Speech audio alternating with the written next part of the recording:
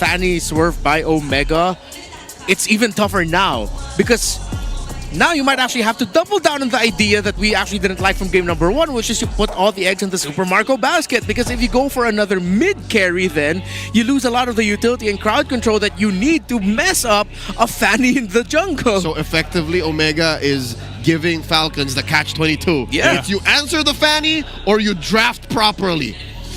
Ooh, that's tough too, considering I think this is sinister, Coach Snap. This is lascivious, Coach Lembot.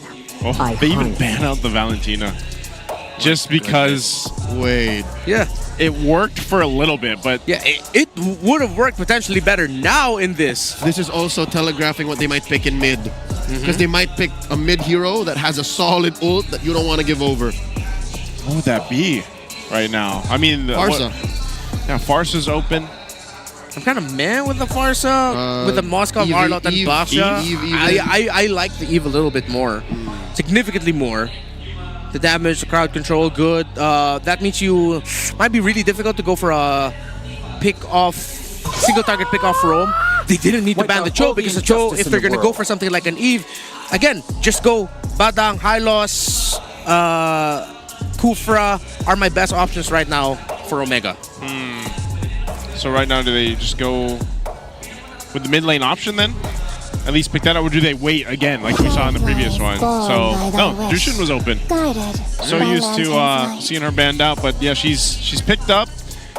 And I would assume this is going to be the tankier emblem setup that we've seen from Jushin sometimes too, where they're just there to go ahead and either peel or initiate, pop the beacon too, and this gives room for the Harith and the Fanny. And it's still double core. You still have a solid damage source in the jungle and in gold.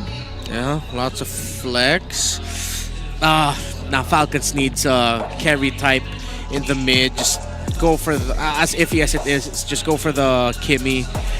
You can trade the Farsa, but then with the Lapu Lapu Fanny on board and your formation, your team fighting's not quite perfect. I don't think they can handle playing around the static mid laner. It might just actually be a Farsa. Okay, they go for the Kagura instead, and then they get the Kufra for them. At this point, this is just a Hylos or Badang, some of the best picks a Super Yoshi can go for. If they want to go greedy, they go Jawhead, but with the Kufra on the other side, that's going to be so meh. The Hylos and Badang. This is better for Falcons compared to game 1. At least there's 2 solid sources of early damage. Yeah, I think or at least damage in general. The Kagura, you know, just pops people. Kagura's been doing pretty good lately. I feel like it struggled for a little bit for some teams, but ultimately it's done relatively well so far. She's a Brawl era standout. She is. And I'm happy to see it. Again, some of the changes there are some of the newer pickups for the mid lane. Now this last one still for the roam. What are they going to pick up here for Smart Omega to deal with this? Maybe Hylos or Badang. Just one of those two. Unless they're going to go crazy like Franco, but I don't think so. Welcome to Guok's Castle. Especially after yesterday's performance by the Mamba. Forget the dude's an option right now. They're digging deep. And again, this could possibly be Falcons kryptonite, because yesterday, Chaknu, Joshua Mongilog, beat him twice with it. And one of the reasons also why I like the Grok is because with what Falcons showed up with, in the back of my head I was thinking, wait, the silver lining is they could actually get to the key shrubs and bushes before Omega can get there, meaning that if Ryzen decides to fly through, it's like, oh wait, there are members of Falcons here. The Grok means you have a constant presence to just keep checking, getting into the key areas flushing it out. One of the reasons why I thought about the Badang is we saw the interplay between the Badang being able to bring up a wall and the Fanny can play alongside that. Hey, Grok can bring out a Rampart. That's good. Which I would like to err on the side of caution, because that also could be a Nombo. A Nombo? Yeah, like an anti-synergy. That's true. But also, it's something that the cables can catch on to. At least you can bring it down, though. That's right. You know, you got a little panic button. Bring down the Rampart. So, I don't know. We'll find out. It's match point right now for Smart Omega. After an intense game 1, we'll see if Team Falcons can keep it together and get to a game 3 here. They desperately need it at this point. It's a lot better of a lineup, though. I'll agree there, and I think they should be able to go ahead and make this work again with the good damage in terms of mid and Super Marco later on. But we always have to focus on that early rotation for both of these. And honestly, that Fanny is always a threat from Ryzen if he gets that lead going. Yeah. Ryzen can either have an amazing game or a terrible game. There's no in-between with this Fanny pick right now. So you see why Kyle TZ is taking some liberty of stopping his rotation just a little bit to mess up with Ryzen, because Ogren and Few are having difficulty trading in the center of the map against the Juicin. Ooh, an early pick here for the Little Wanderer, and the punish by Smart Omega. Kyle TZ falls, Ryzen finds him. Sneaky Dean, the Barangay, first blood. The Grok and the Fanny combo, man. We just saw it. With a Tyrant's Revenge. In comes Few looking for the punish. Ryzen dodges it. Great cover by Yoshi. Well, we were talking about the Rampart, and Ryzen was able to make the most out of it. Kyle TZ decided to, again, just as I mentioned it, taking liberties with this rotation, he can be a little bit more safe with that. Yeah. If his mid laner and roamer are losing the middle trade. Few and Ogren were not that healthy. They just popped the Revitalize so that they can recover some of the damage that they gained just through trading and trying to clear out minion waves alone. The fact that Kyle TZ was pushing out was mistimed. Yeah, it's kind of crazy too when you think about it. The Grok plus the Jushin, you're not going to be able to do too much in the lane itself in mid, just because who are you going to be able to pick off, you know? And the Grok provides such a good base to work around for the Jushin, so you know you can just continue to do this as we see with the Lantern and everything else. But the fight for the Turtle, this Team Falcon is just going to go ahead and take this. That's a blitz for Falcons. They score the first major objective, and Smart Omega, again, not sure if it's because of Falcons' placement, they missed out on their level 4s. And they're still missing out on level 4s. Yeah, Few was also able to throw out a good yin-yang overturn as members of Omega were getting the drops. Finds Netsky, but Netsky pops a Purify. He's fine. He's fine. He got the Purify. But as you were saying, you know, too, yeah, some of the level 4s were lacking, but Super Yoshi should have it just a second. They're going to rotate up top here. Ogwen gets his.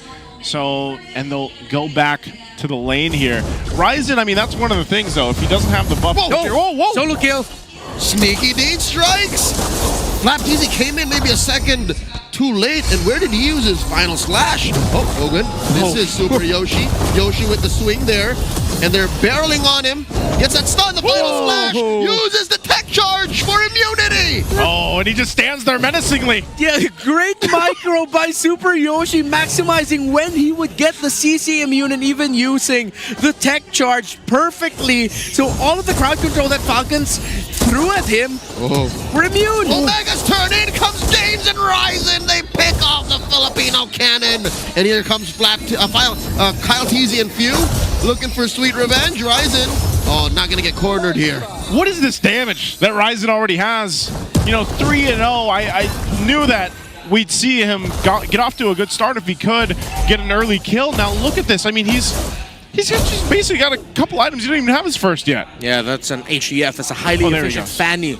He's maximizing all of the adrenaline he gets through the cables, and he just shows up like, cable, damage, I'm out of here. Yeah. It's not like the Fanny like before, we can just continuously swing. But again, we were talking about it. The vision the Super Yoshi provides alongside Haji, the crowd control, sets up for Ryzen to just show up when he's needed, deal the damage, and then get out of there. Yeah, and that's why I think, too, even for Haji picking up this Jushin, it allows him to just kind of hold down that side. It's not like he has to do too much burst or anything else. Super Yoshi's the one that's providing all this information. So it looks like the idea for Smart Omega is give up these early turtles. We don't really need to contest them. They're going to go for another kill here. They don't get it, though. Bad positioning. They're caught out, and they're forced to retreat, reposition. Now it's Super Yoshi versus 3. Hits the tech charge onto them, but now he's gonna get smothered by Falcons. Pops that rocket. Here comes the rest of the new Barangay. 3-man choke, left easy bulls, and Ryzen finds Ogwen. 2 for 1 the trade. Almost 2,000 gold up. Smart Omega. I thought the Super Yoshi using the tech charge there was a bit of a waste, but it seems like it just bought the right amount of time. Again, that we mentioned, the strategy, get vision for Ryzen, get vision for the team, and just let the Fanny clean up. This is an evolution to the Fanny that I did not expect. I thought Fanny was dead in the water because it's like, okay, she can't do what she used to do, but now she changed. She's a little bit more precise with her entries. Okay, James will just go ahead and zone out Team Falcons from this Tier 1 push from Netsky, so Smart Omega will get another turret under the board here. Mid lane going to be the next focus. That's the problem now, too, as we've seen it. just keep an eye on Super Yoshi where he goes. It's so funny because the previous game it's really been follow James or go with James, and now Super Yoshi's the one being a lot more proactive. And once it gets down to those fights, the objectives later on, because eventually Smart Omega won't be ignoring the turtles, for example. They'll be joining the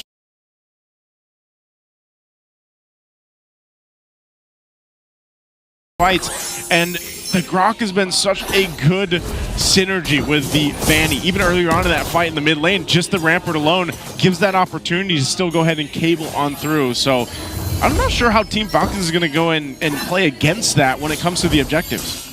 That extra wall seems to be so good for Ryzen. So easier for him. So much easier for him to dish out the combo. Oh, Flap! That's a three-man coalition. It's not enough. They pop Netsky from out of nowhere. Oh, Tech charge, full combo. James takes down Flap. Here comes Kyle and Ryzen jumping in. But Coyote Easy ain't gonna budge. They are too chunky. A trade for Netsky and Flap. Falcon wins that one. Wouldn't be nice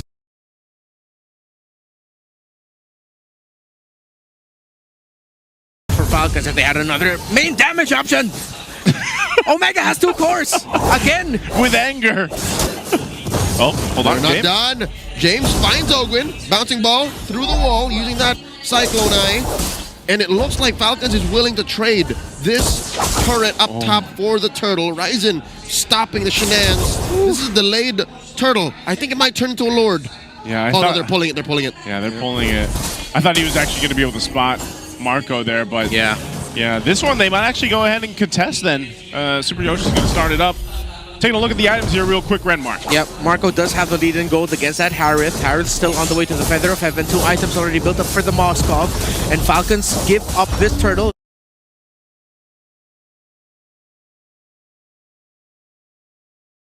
More resources for Omega. Netsky now able to full build his second item in the FOH. Okay, so looking at this, knowing that now Smart Omega has a healthy lead here, 3,000 up ahead. So Marcus just okay. He does get back. I didn't know if he'd escape Haji there, but so he goes back. Smart Omega holds on to the lead. They've got a space advantage too. Again, Team Falcons doesn't have a single turret down, which is going to be very troublesome for them if they don't get one in the next minute and a half here. Because again, map advantage for Smart Omega is going to be great, especially with a Fanny across from them. So Team Falcons, I mean, do they just play into the Moskov? Let Super Marco continue to push the side lane most likely to hopefully open up the map at least a little bit and then join the fight with a spear.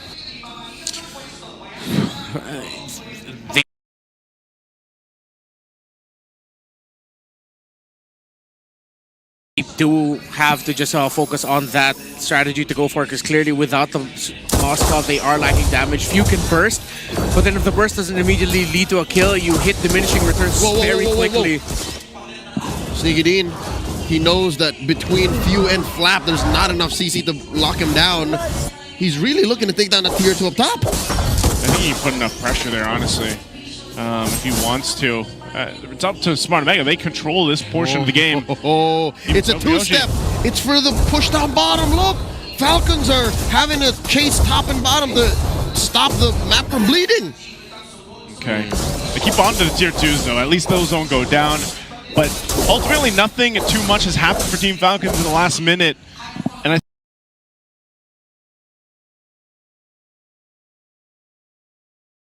think they're just going to be in this position where it's like, we got to wait for potentially that Lord to come up and maybe win a team fight. But I'm just worried that they might be lacking.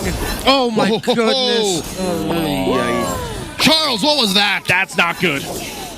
That's not good. Right before the Lord, too. You're 10 seconds away, and now you don't have that. I'm not sure what the idea is to work there, because if you know, that's a huge risk. That gave me a migraine. Charles David. He even committed his flicker for it. Yeah, that's what I'm saying. The flicker too. Like that's a no. And now I will do my best to move on. Haji has built the Clock of Destiny. He now has 2 items with him. Will make him a little bit more tankier as well. Even more difficult to take down this Jushin, which again adds a little bit more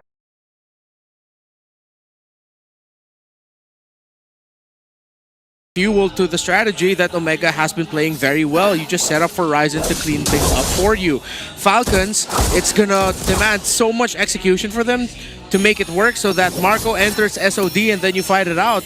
At that point, when Super Marco enters, do you still have enough health and bodies to provide space for that Moskov? Again, you're up against a Grok, a Juicing with the Clock of Destiny quite 10 minutes in, and then a Fanny. You're gonna need to have bodies available for when Super Marco joins in. Whoa, Ryzen dancing with death here. Kyle and a Flap there, and still decides to apply pressure. Is he that far ahead?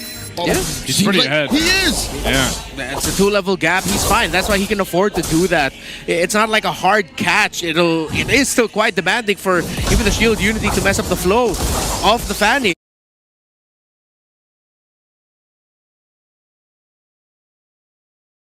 He can afford to just keep doing that because they know that they can't do much to him. In comes James and Yoshi. A flicker committed by the Super One, and it's all for that tier 2. So long lane setup already for Omega. This Lord is looking better for him. It's a lot of little steps that I feel like Smart Omega has taken in the past 2 minutes to go ahead and finally get that tier 2 in the bottom. Nearly there, tier 2 on the top.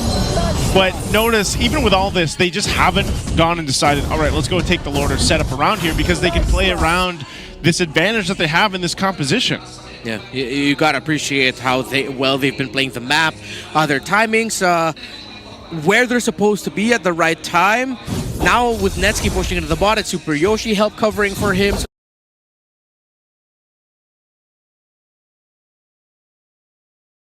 Then they swap it out. James is actually holding the middle alongside Haji, while it's Ryzen on the Fanny opening of the map. So they go for a 2-to-1 split, and then they can just be dynamic with it. They can send 4 members to the Lord, wait for Ryzen to push out the bottom a little bit more if the minion waves aren't quite favorable for Omega there.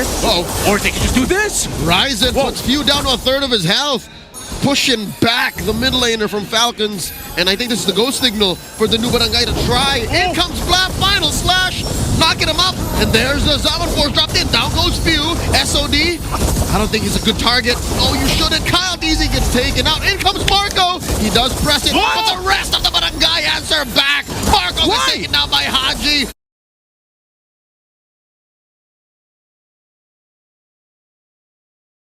Ryzen still standing. Flap will not fell him, and that's 4 for none, all for the Barangay. Same sentiments, Redmore. I did not expect him to follow through the spear, but he did anyway, and they lost 4 members. Hello, we were just talking about it. If the bodies aren't there for Marco to hold the front line for him, he should not join, he should not fight, and Falcons cannot fight. With the members of Omega being able to bring down the frontliners of Falcons very quickly, that could have just been an instant out. Yeah. Maybe push it to the mid a little bit more, but the mid did get pushed. Maybe open up the map a little bit more in the bottom to prepare for what is an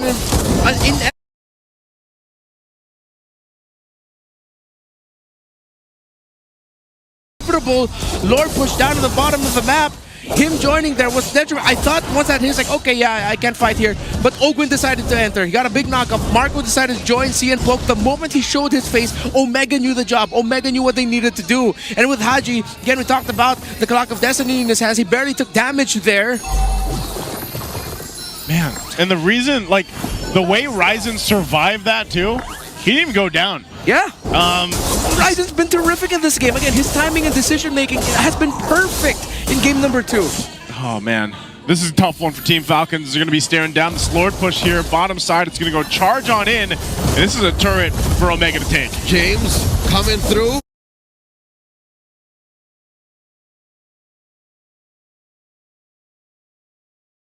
Pushing forth, leading up the rest of the Barangay. Dropping the Zaman Force, Netsky dancing all through. Down goes Few. Kyle Deasy falls as well. Marco from the back line. Hacks. But Omega have fixated onto the base. Down goes 4. Flap Deasy, the only one left. Smart Omega, it's just a matter of time. That's a wipeout. A maniac for Netsky. And the Barangay takes the sweep. Smart Omega sweeps Team Falcons.